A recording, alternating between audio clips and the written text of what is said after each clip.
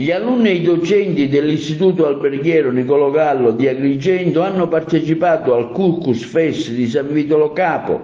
Gli alunni Andrea Balli e Giovanni Mangione, guidati dai professori Antonello Iacono Manno e Leonardo Mangione, hanno seguito uno show cooking dedicato alla preparazione di un dolce tipico agrigentino, il couscous dolce. Inoltre hanno ideato e preparato le crepe Gallo in onore della stessa scuola, utilizzando prodotti locali come la ricotta di Cammarata, il pistacchio doppio di Raffadali e l'arancia doppia di Ribera. Notevole è stato il successo riscosso in termini di apprezzamenti da parte delle numerosissime persone che hanno visitato lo stand del Gallo e hanno gustato le varie specialità proposte.